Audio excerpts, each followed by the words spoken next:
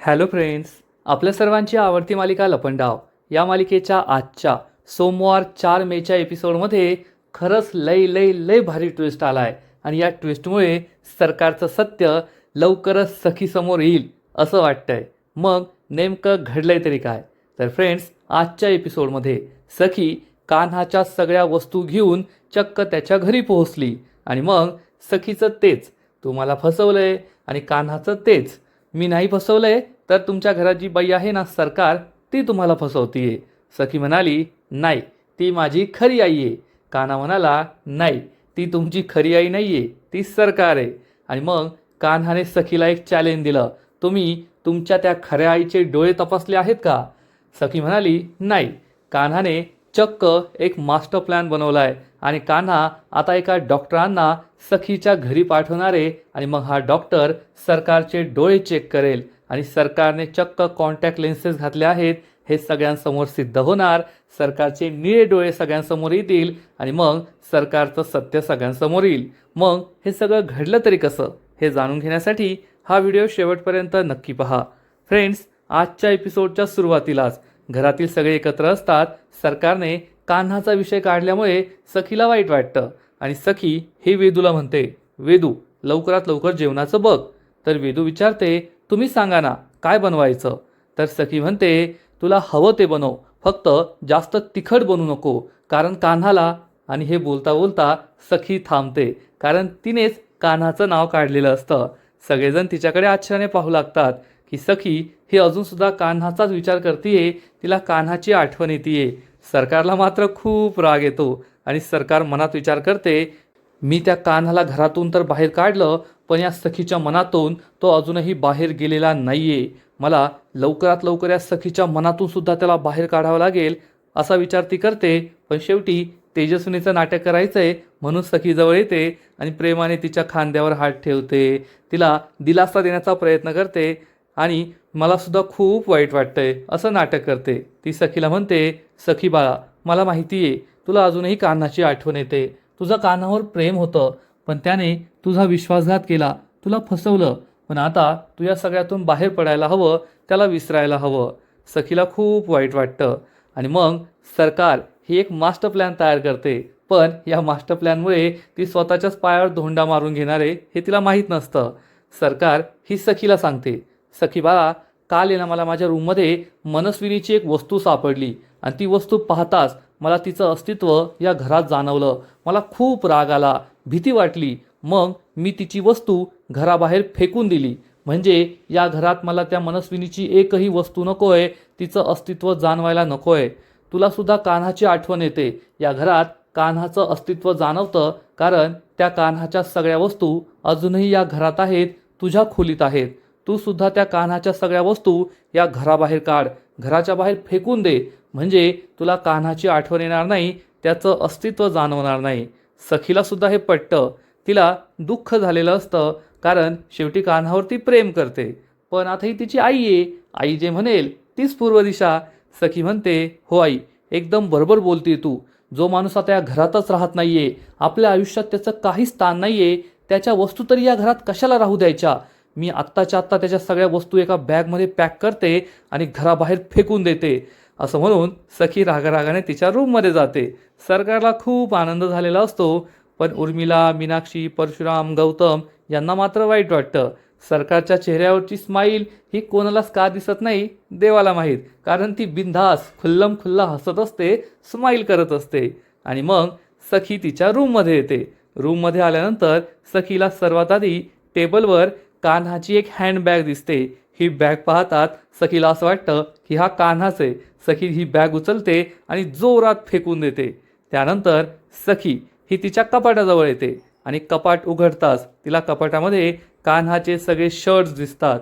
हे शर्ट पाहता सखीला आठवतं की काही दिवसांपूर्वी जेव्हा सखीने त्याला आपल्या कपाटात जागा मोकळी करून दिली होती आणि मग कान्हा तिला एक एक करून सगळे शर्ट्स देत होता आणि सखी ते हँगरमध्ये लावत होती. परंतु कपाटात लटकवायला तिची हाईट कमी पडत होती, म्हणून कान्हाने हे सगळे शर्ट्स कपाटात हँगरला लटकवले होते. हे सगळं सखीला आठवतं आणि सखी खूप इमोशनल होते. तिला कान्हाची आठवण येते आणि सखी या शर्ट्सला प्रेमाने हात लावणार इतक्या सखीला पुन्हा एकदा आज खऱ्याची जाणीव होते की त्या कान्हाने मला फसवलंय. आणि मग सखी हे सगळे कपडे एकत्र घेते, सगळे शर्ट्स बाहेर फेकू लागते. एक एक करून ती सगळे शर्ट्स बाहेर फेकते. पण हे करताना तिला खूप दुःख होतं, तिच्या डोळ्यात पाणी येतं, ती रडू लागते. फ्रेंड्स, शेवटी प्रेम हे प्रेम असतं. कितीही मोठा विश्वासघात झालेला असला तरी त्या व्यक्तीबद्दलचं प्रेम हे मनात असतंच आणि ते आपल्याला खूप दुःख देतं. सखीची सुद्धा तीच अवस्था झालेली असते. सखी रागारागाने हे सगळे शर्ट्स बाहेर फेकत असते आणि तेवढ्यात तिचा गौतम काका तेथे येतो आणि सखीला थांबवतो आणि विचारतो, सखी बाळा, हे काय करतेस तू? कान्हाच्या सगळ्या आठवणी घराबाहेर काढतीयेस, तुझ्या रूम बाहेर काढतीयेस. तर सखी म्हणते, काका मला कळतच नाहीये काय करावं, मला काहीच समजत नाहीये. गौतम काका या घरातला सगळ्यात हुशार, सगळ्यात समजूतदार माणूस आहे आणि तो सखीला समजावून सांगतो, सखी बाळा, तुला काही समजत नाहीये ना, तर अशा वेळेस शांत हो, मन शांत ठेव. सखी विचारते, काका एवढं सगळं काही घडून गेलंय, मग तू एवढं शांत कसं काय राहू शकतोस? तुझी चिडचिड होत नाही का? तुला राग येत नाही का? तर गौतम तिला समजावून सांगतो, नाही होत माझी चिडचिड, मला राग येत नाही. कारण मी आहे ना डोळ्यांवर विश्वास नाही ठेवत, मी माझ्या मनावर विश्वास ठेवतो.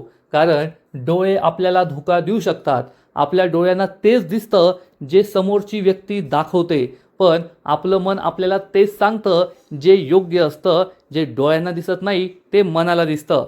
सखीला काही कळतच नाही. सखी विचारते, काका तू हे काय बोलतोय? पण डोळ्यांना जे दिसतं तेच तर खरं असतं. गौतम तिला समजावून सांगतो, नाही सखी, डोळ्यांना जे दिसतं ते खरंच असेल असं नसतं. आपल्या घरातलंच उदाहरण आहे ना, 10-12 वर्ष ती मनस्विनी, ती सरकार, तुझी आई तेजस्विनी म्हणून या घरात वावरली. आपल्या डोळ्यांना दिसत होतं की हीच तेजस्विनी वहिनी आहे, पण आपल्या मनाला कुठेतरी माहीत होतं की नाही, तेजस्विनी वहिनी अशी असू शकत नाही, अशी वागू शकत नाही. पण तेव्हा आपण सगळ्यांनी आपल्या डोळ्यावर विश्वास ठेवला, आपल्या मनावर विश्वास नाही ठेवला. आणि शेवटी काय सिद्ध झालं की आपल्या डोळ्यांना कुणीतरी फसवत होतं. सरकारने आपल्याला तेच दाखवलं जे तिला वाटत होतं. आपण आपल्या डोळ्यांवर विश्वास ठेवला आणि फसलो. पण आपलं मन आपल्याला खरं सांगत होतं, नाही, तेजस्विनी वहिनी अशी वागू शकत नाही, ही तेजस्विनी वहिनी नाही आहे. आणि शेवटी तेच खरं ठरलं. पण सखीच्या डोळ्यांवर सरकारच्या प्रेमाची पट्टी बांधली गेली आहे. त्यामुळे सखी म्हणते, नाही काका, पण आपल्या डोळ्यांसमोर जे आहे ना तेच खरं आहे. त्या कान्हाने मला फसवलंय, माझा खूप मोठा विश्वासघात केला आहे. त्याने माझ्या पैशांसाठी, संपत्तीसाठी स्वतःची ओळख लपवली, माझ्यावर प्रेमाचं खोटं नाटक केलं, माझ्याशी खोटं लग्न केलं, मला फसवलंय. गौतम म्हणतो, ठीक आहे सखी बाळा, जर तुझी अशीच इच्छा असेल ना, मग या सगळ्या वस्तूंचं तू काय करायचं ठरवलंय? सखी म्हणते, काका मला तेच कळत नाहीये, या सगळ्या वस्तूंचं मी काय करू, यांना कोठे फेकू? तर गौतम तिला समजावून सांगतो, तुला फेकायचं काय? ज्या वस्तू ज्याच्या आहेत त्याला नेऊन दे, कान्हाकडे जा आणि या सगळ्या वस्तू त्याला परत कर. सखी म्हणते, पण या वस्तू परत करण्यासाठी मला त्याला भेटावं लागेल आणि मला त्याचं तोंडही पाहण्याची इच्छा नाहीये. गौतम सखीला समजावून सांगतो, नाही सखी, तू असं करू नकोस. कारण जर तू संवाद संपवलास, त्याच्याशी बोलली नाही, त्याला भेटली नाही, तर अशा अजून अनेक गोष्टी आहेत ज्या तुझ्या समोर आलेल्या नाही आहेत, त्या तुझ्या समोर कधीच येणार नाही. म्हणजे गौतमला तिला हे सांगायचं असतं की कान्हा या घरात तुझ्या प्रॉपर्टीसाठी, तुझ्या पैशांसाठी नाही आलाय. तुझ्यासमोर अजून संपूर्ण सत्य नाही आलंय आणि जोपर्यंत तू कान्हाला भेटत नाही तोपर्यंत हे सत्य तुला कळणार नाही. त्यामुळे त्याला भेट, सत्य जाणून घे. पण तो हे स्पष्ट बोलत नाही आणि सखीला समजावून सांगतो, संवाद संपू नको, त्याला भेटायचं टाळू नको, त्याच्याशी भेटत राहा, बोलत राहा. म्हणजे ज्या गोष्टी तुला माहीत नाहीये त्या गोष्टीसुद्धा तुला समजतील. पण सखीला हे पटलेलं नसतं. सखी म्हणते, नाही काका, मला त्याला भेटण्याची इच्छा नाहीये. पण गौतम तिला समजावून सांगतो, सखी, तुला जर हे सगळं संपवायचंच असेल ना, तर एका फटक्यात संपून टाक ना. कान्हाला विचार, तू कोठे राहतोस, त्याला भेटायला जा आणि ह्या सगळ्या वस्तू त्याला परत कर. एकमेकांशी भेटून, एकमेकांशी बोलून हे नातं संपव. असा अबोला धरून, न भेटता, त्याच्या वस्तू बाहेर फेकून तू हे नातं संपवू शकत नाही. असं म्हणून गौतम काका तेथून निघून जातो. सखीला सुद्धा हे पटलेलं असतं. सखी विचार करते, काका तर म्हणालाय की कान्हाला भेटायचं, पण हा कान्हा कोठे राहतो हे तर मला माहीतच नाहीये. आता हे त्यालाच विचारावं लागेल. असा विचार करून सखी ही आपला फोन हातात घेते. तिला आठवतं की कान्हाने मला फोन केला होता आणि मी त्याला ब्लॉक केलं होतं. आणि मग सखी त्याचा मोबाईल नंबर अनब्लॉक करते आणि कान्हाला कॉल करते.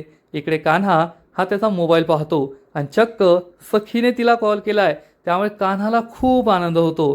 कान्हा फोन उचलतो, अतिशय प्रेमाने बोलतो, बेबी सरकार, तुम्ही मला फोन केलाय ना, माझा विश्वासच बसत नाहीये. मी तुम्हाला किती फोन केले, पण तुम्ही माझा फोन नाही उचलला, माझा नंबर ब्लॉक केला आणि आता तुम्ही स्वतःहून मला फोन केलाय. बोला ना, काय बोलायचं तुम्हाला? पण सखीसुद्धा चांगलीच इमोशनल होते. सखीला सुद्धा कान्हाशी बोलायचं असतं. 2-4 दिवसानंतर तिने कान्हाचा आवाज ऐकलेला असतो. ती कान्हाशी बोलण्याचा प्रयत्न करते, पण कान्हाची बडबड काही थांबत नाही. कान्हा म्हणतो, कसा फोन केला सांगा, मला तर तुमची खूप आठवण येत होती, बोला ना.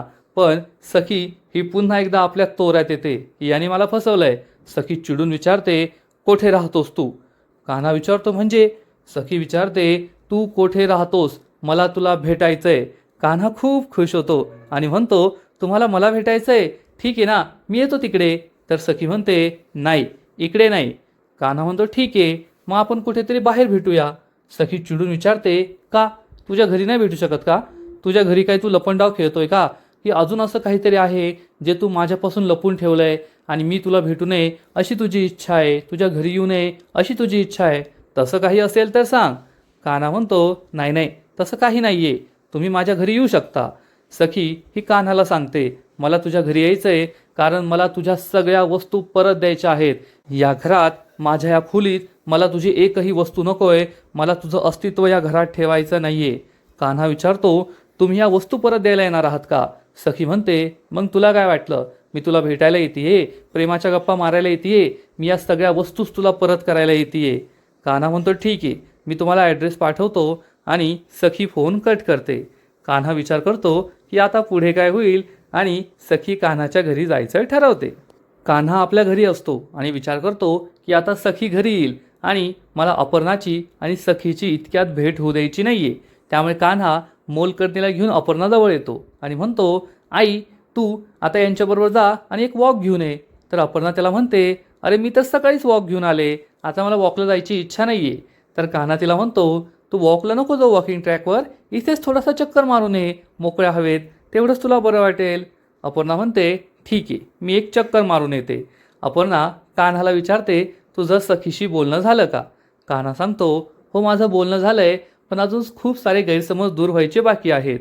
अपर्णा त्याला समजावून सांगते, मी साईबाबांना प्रार्थना केली आहे, तुमच्या दोघातील गैरसमज लवकरच दूर होतील आणि तुम्ही दोघे नक्कीच एकत्र याल.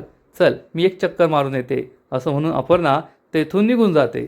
आणि कान्हा विचार करतो, आता आई तर बाहेर चक्कर मारायला गेली आहे आणि मासुद्धा त्यांची औषधं घेऊन झोपले आहेत, म्हणजे जेव्हा सखी घरी येईल तेव्हा मी एकटाच घरात असेल आणि मला सखीशी मोजून मापून तोलून बोलावं लागेल, कोणताही चुकीचा शब्द माझ्या तोंडून निघायला नको, असा विचार कान्हा करतो. आणि इकडे सखी एक एक करून कान्हाचे सगळे कपडे त्याच्या या सूटकेसमध्ये भरते आणि तेवढ्यात सरकार तेथे येते.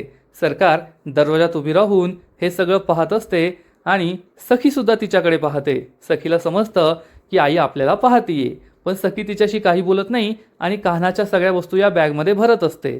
आणि बॅकग्राऊंडमध्ये एक दुःखी गाणं सुरू असतं आणि हे दुःखी गाणं पाहून तुम्हीसुद्धा दुःखी व्हाल यात शंका नाही.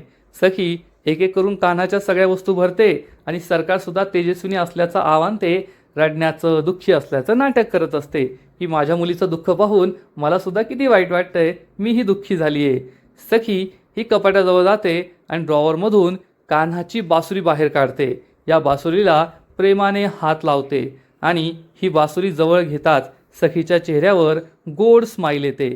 सखीला या बासुरीबरोबर असलेल्या कान्हाच्या सगळ्या आठवणी आठवतात. सखीला आठवतं, व्हॅलेंटाईन डेच्या दिवशी कान्हाने ही बासुरी वाजवली होती आणि मी त्याच्या अवतीभोवती कसा डान्स केला होता, आम्ही दोघे किती एन्जॉय केला होता, हे सगळं सखीला आठवतं आणि सखीच्या डोळ्यात पाणी येतं. कान्हाबरोबरची कोणतीही आठवण तिला आठवल्यावर तिच्या डोळ्यात पाणी येतं. कान्हाने मला कसं फसवलंय, माझ्या प्रेमाचा कसा अपमान केला, हे सगळं तिला आठवत असतं आणि सरकार हे सगळं पाहत असते. सखी कान्हाची ही बासुरी त्याच्या बॅगमध्ये ठेवते आणि तेवढ्यात सखीला भिंतीवर लावलेला तो मोरपीस दिसतो. कान्हा आणि सखीच्या नात्यामध्ये असलेली ही मर्यादा.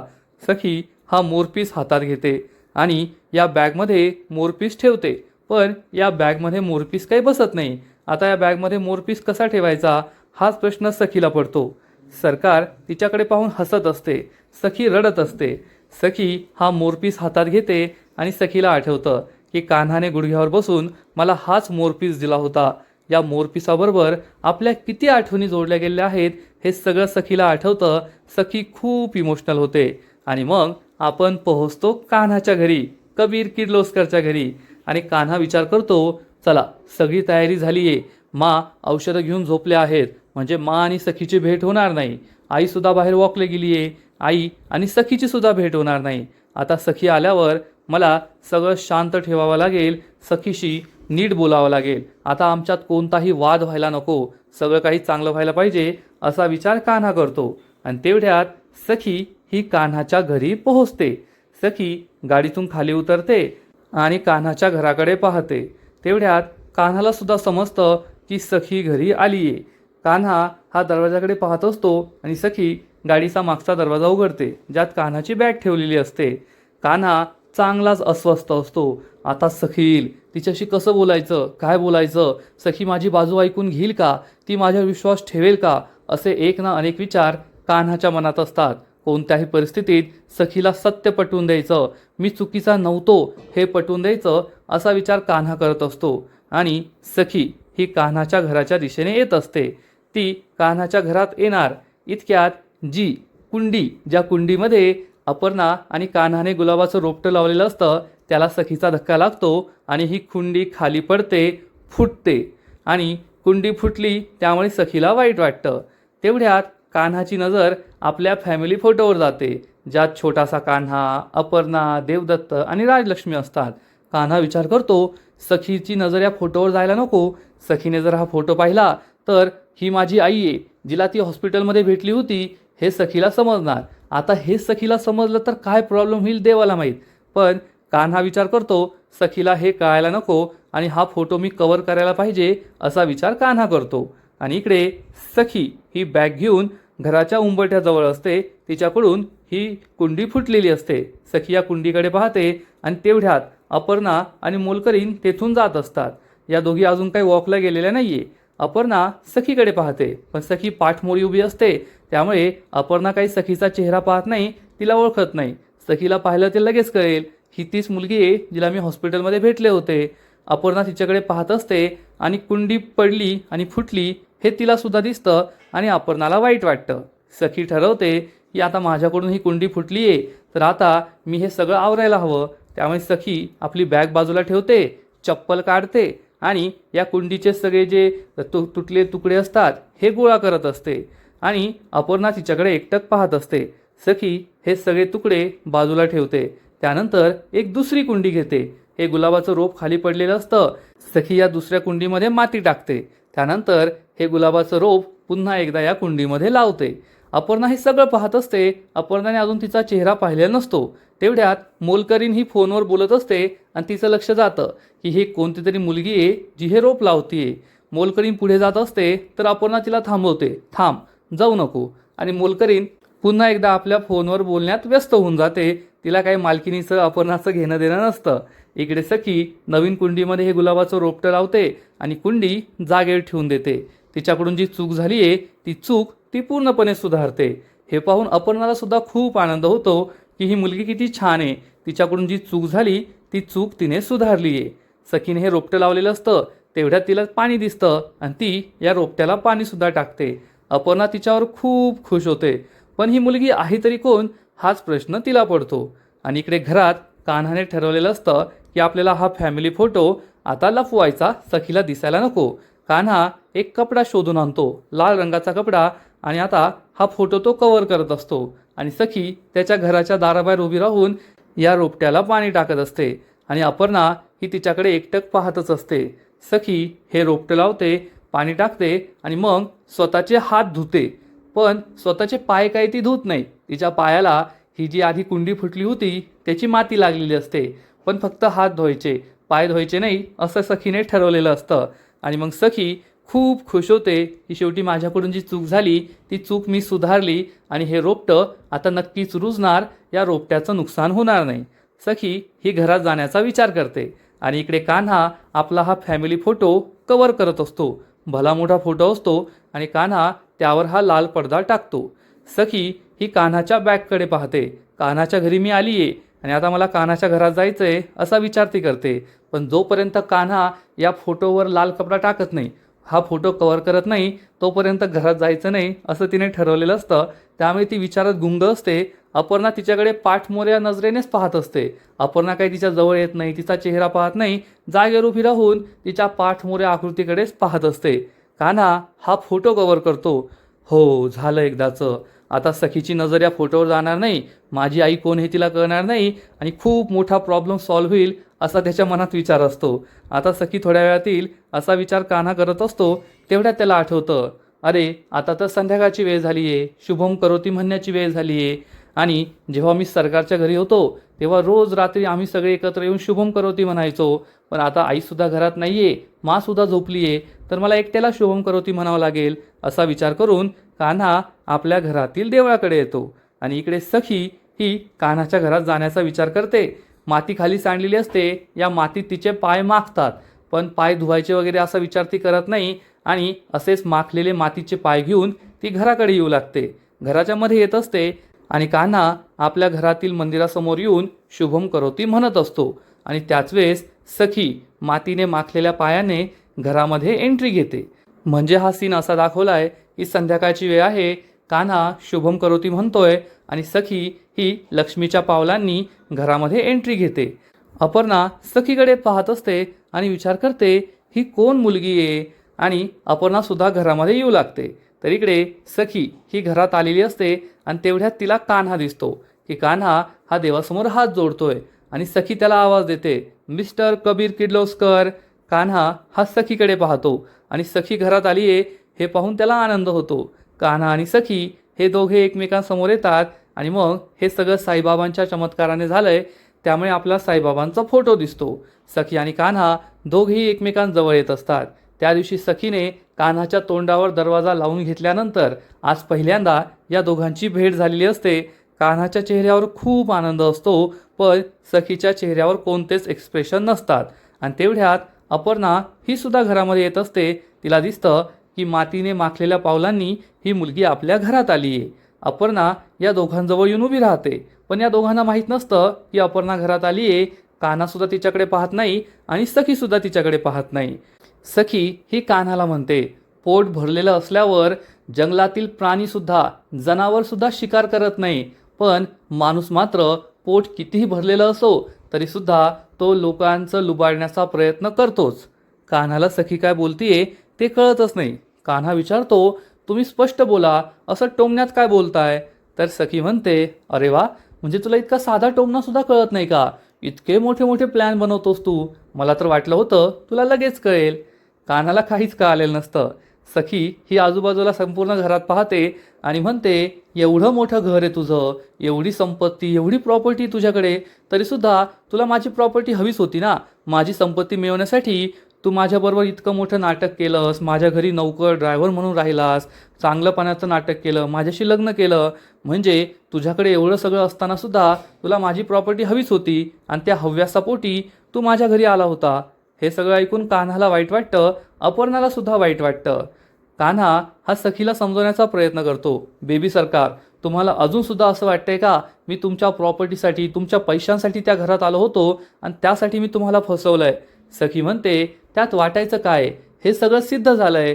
तू एक नंबरचा खोटारडा आहेस, लालची माणूस आहे आणि तू फक्त माझ्या पैशांसाठी, माझ्या संपत्तीसाठी मला फसवलं. माझ्या घरी आलास, माझ्या घरात येऊन एका ड्रायव्हर असल्याचं नाटक केलं, सखी सदन चाळीत राहणारा मी गरीब माणूस आहे असं नाटक केलं, माझा विश्वास जिंकला, माझं प्रेम जिंकलं, माझ्याशी लग्न केलंस आणि त्या पेपर्सवर सह्या घेतल्यात.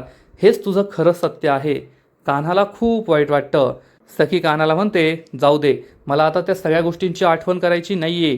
हे सगळं तुझं सामान आहे, हे मी द्यायला इथे आले होते, हे तुझं सामान आणि आता मी जाते असं म्हणून सखी जाऊ लागते.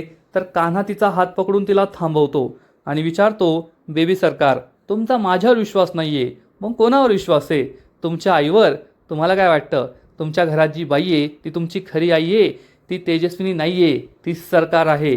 सखी ही कान्हाला ठणकावून सांगते, तीच माझी खरी आई आहे तेजस्विनी कामत आणि तिने हे सिद्ध केलंय. कान्हा सखीला एकच प्रश्न विचारतो ज्यात सखी गार होते. कान्हा सखीला विचारतो, हो का, ती तुमची खरी आई आहे, तिने हे सिद्ध केलंय का, मग तुम्ही तिचे डोळे तपासले आहेत का? हे ऐकून कान्हाला मोठा धक्काच बसतो. कान्हा हा सखीला ठणकावून सांगतो, तुम्ही फक्त तुमच्या त्या आईचे डोळे तपासून पहा, मग तुम्हाला कळेल ती तुमची खरी आई आहे किंवा नाही. आणि सखी याच गोष्टीचा विचार करत असते. अपर्णा हे सगळं पाहत असते, ऐकत असते. आजचा एपिसोड येथेच संपतो.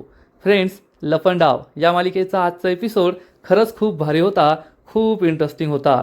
पण मालिकेच्या शेवटी आजच्या एपिसोडच्या शेवटी कान्हाने असा काही सिक्स मारलाय की बॉल हा डायरेक्ट ग्राउंड बाहेरच गेलाय. आजचा एपिसोड खरंच खूप भारी होता. पण या मालिकेचा पुढील एपिसोड आणखीन भारी असणारे, आणखीन मोठा ट्विस्ट या मालिकेत येणारे. मग नेमकं घडणार तरी काय, तर पुढील एपिसोडमध्ये आपण पाहू. कान्हा आणि सखी या दोघांमध्ये कितीही वाद असले, पण घरात सरकार आहे की तेजस्विनी आहे हे शोधून काढण्यावर या दोघांचं एकमत होणार. आणि कान्हा हा सखीला ठणकावून सांगेल, तुमच्या घरात जी आहे ती तुमची खरी आई तेजस्विनी नाही आहे, सरकार आहे. आणि जर तुमच्या आईवर एवढाच विश्वास असेल तर मी तुमच्या घरी एक डॉक्टर पाठवतो. तो डॉक्टर तुमच्या सगळ्यांसमोर सरकारचे डोळे चेक करेल आणि तुमच्यासमोर सिद्ध करून दाखवेल की तिने कॉन्टॅक्ट लेन्सेस घातले आहेत आणि तुमच्या घरात जी बाई आहे ना तिचे डोळे निळे आहेत हे तो तुमच्या सगळ्यांसमोर आणेल.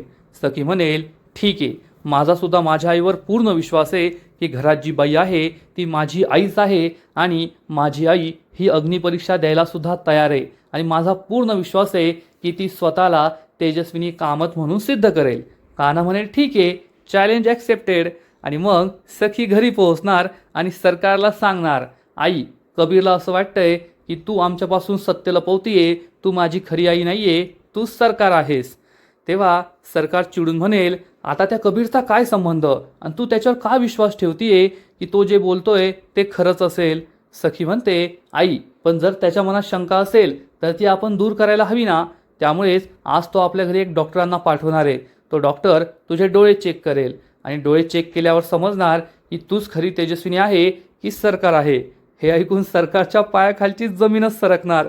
सरकार सखीकडे आश्चर्याने पाहत असेल, कारण तिच्याकडे बोलायला आता काहीच राहणार नाही.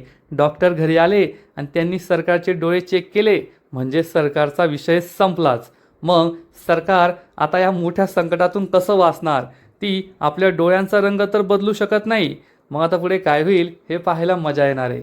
तर फ्रेंड्स, तुम्हाला सुद्धा लपंडाव ही मालिका आवडते का, नक्कीच कमेंट करून सांगा. आणि या मालिकेचे असेच नवीन एपिसोड, नवीन अपडेट सर्वात आधी पाहण्यासाठी व्हिडिओला लाईक करा, शेअर करा, चॅनलला सबस्क्राईब करून बेल आयकॉनवर क्लिक करा, म्हणजे या मालिकेचे नवीन एपिसोड तुम्हाला सर्वात आधी पाहायला मिळतील. खूप खूप खूप धन्यवाद.